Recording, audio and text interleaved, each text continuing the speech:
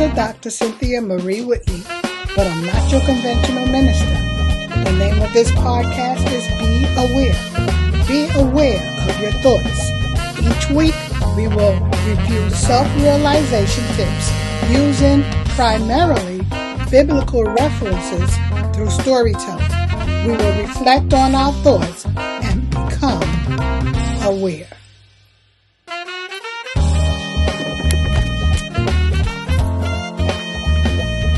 Shalom. Today I share my diet. It is not so that you can follow my diet. It is so that we can review a Bible verse of how God's healing can be simple. One day, I was sitting in Barnes & Noble's journaling. Sitting in Barnes & Noble's is like playing musical chairs because they have an unusually small amount of chairs for such a large establishment. But this day, I'd found the prime seat. A nice gentleman sat next to me and greeted me very politely. I could barely understand him because of his accent, but his smile and mannerism conveyed his sincerity. As I looked up from my writing, a book was staring me in the face titled Cleanse to Heal by Anthony Williams. It was like our eyes met. It had a delicious, juicy red watermelon on the cover with black seeds, not white. I remembered them as a child being black. I must have been about 10 to 15 feet away. If the book was a person, it would have said, "Come get me off this shelf." I smiled because that's how God answers my prayers. I'm 30 miles away from home and something says, go to Barnes & Noble's and relax. I have a deep yearning to heal naturally.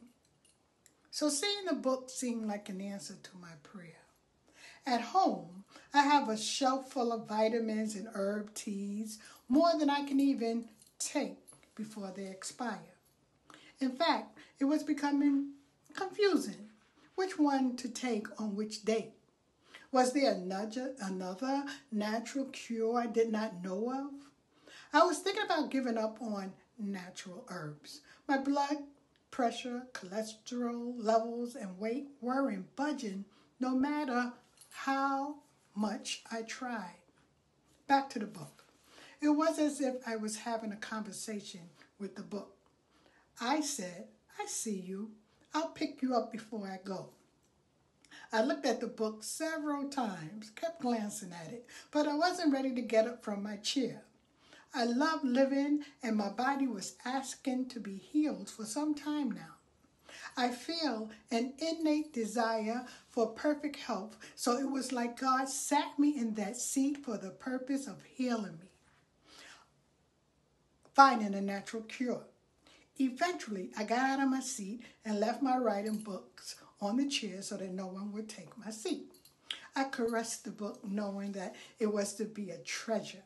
It was as if I found a sum of money, a large sum of money. The feeling before I opened the book was the feeling I get when I'm about to have a great discourse with the author and his or her content. The author and I were going to enter into a great relationship. When I choose a book from a shelf, I need only to turn to one page, read a few words, and know instantly whether it will be a tool that will help me evolve or not. Let me preface this by saying I am not endorsing a product or diet.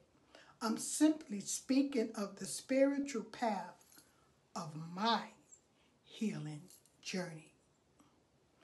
Within the book, I found something called the Celery Diet. I never heard of this before, but it agreed with my spirit. So I began the Celery Diet and have been on it for at least 1 month and a half. For the most part, I am feeling fine. Where I was having stomach pain periodically, that has disappeared.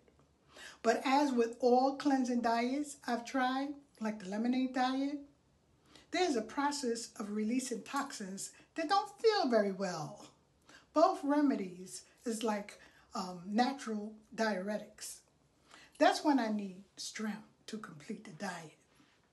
First, my thoughts were, how could something as plain as celery juice heal my body. I've often wondered why are fruits and vegetables available in such abundance? Who could possibly eat as many apples, celeries, carrots, and all type of fruit as is sold in the supermarket, fruit and green vegetables? Well, the answer, my prayer was answered because for over 45 days, I have been buying and juicing 2 bunches of celery every morning, missing maybe 4 days scattered throughout.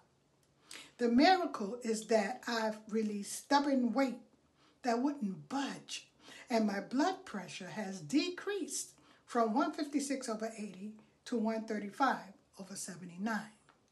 In reference to the abundance of fruit, first I'm reminded of the biblical verse in the Garden of Eden. Genesis 2:29 says, "And God said, Behold, I have given you every herb bearing seed, which is upon the face of the earth, and every tree, which is the fruit of the tree yielding seed. To you it shall be for meat," which is the edible part of anything, as a fruit or nut, according to dictionary.com. Even though I was seeing results, I still wondered, can a herb as simple as celery be this effective? Should I continue this diet because it takes a lot of effort to cut and juice every single day? This then had me recall the biblical story of Elijah and Naaman as a faith tool to continue my regimen of something as simple as celery juice.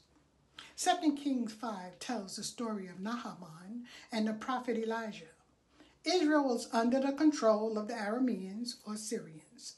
There was a prestigious Aramean who was a high military officer who had, up until then, an uncurable illness called leprosy. The king of Aramean sent a lot of money and ordered his bondservants to ask the king of Israel to do the impossible, which was to cure Naaman of leprosy. They had been given information that there was a prophet in Israel that could cure him. They thought money was the answer, and that a cure would surely be found because of their riches. Elisha, a prophet of the Lord, after learning of his king's fear of such a request, asked that the king steer Naaman towards him. Naaman was expecting a huge display of medical treatment that would cure him. Upon reaching Elijah, Elisha never gave him an audience, but sent word for him to wash himself in the Jordan by immersing himself 7 times. Naaman did not receive the diagnosis lightly and was actually offended. Was he to watch in such muddy, dirty water that was found in the Jordan River? There were cleaner rivers. Naaman must have reached the end of his rope. Was he to just wash himself? He must have felt helpless and at the mercy of anything for a cure. So, because it didn't take much coercion from his soldiers to convince him to try this simple cure. Just wash yourself 7 times and you will be cured. Naaman complied and immediately experiences complete healing. So the lesson is clear for me.